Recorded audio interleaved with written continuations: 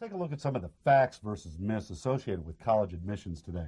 One of the facts today is there's simply more people applying for college today than ever before. How does that affect us? Well, with a higher number of students applying, more high school students graduating from school, it's become more competitive for students to get into the college of their choice. Competitive. It's become more numbers based. It's much more analytical than it's ever been.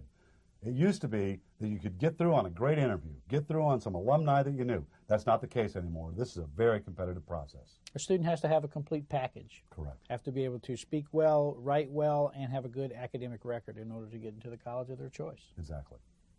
It's also a fact that colleges want to see that students are taking challenging courses in high school. Could you tell us about that? Absolutely. One of the things that colleges are going to be looking at when looking at a student's academic profile are they taking the most challenging courses available to them?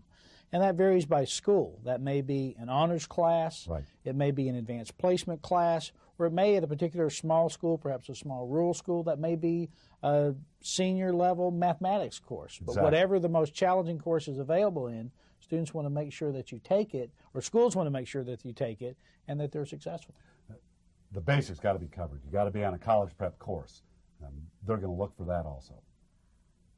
Another fact is that SATs and ACTs simply just are not as important as your GPA. That's correct, Terry. As a matter of fact, are both standardized test scores and an academic GPA important? The answer is yes.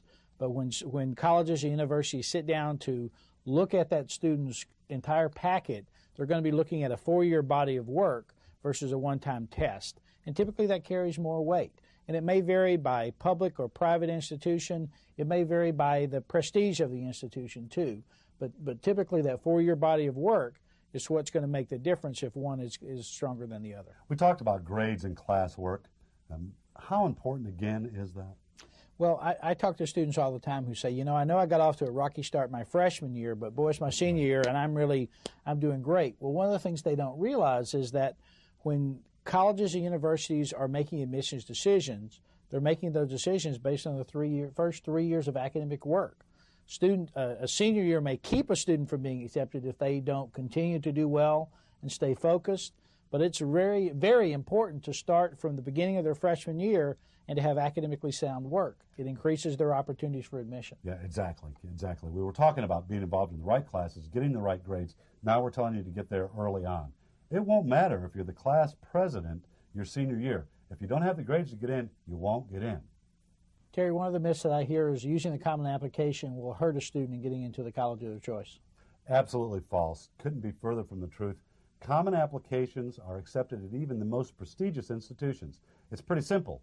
They're free, they're easy to do, and they get more applications. And that's the admissions game. Get more applications.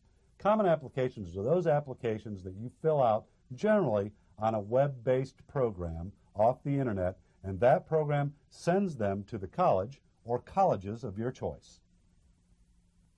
Mac, is it true that a fabulous interview will get you into the college of your choice? Well, it's always helpful to be able to, in speaking to an admissions committee, to be articulate, well-groomed, and have a chance to talk to them about why you want to go to school right. there.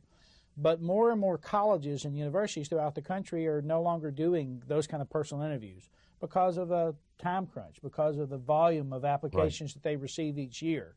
So it's extremely important that if you do have a college that requires an interview for admission, that you have that total package, that you have strong academic record, that you have good standardized test scores, that you have good student activity involvement, and be able to bring to them an entire package and say, this is why I would be a good student at your institution. Exactly.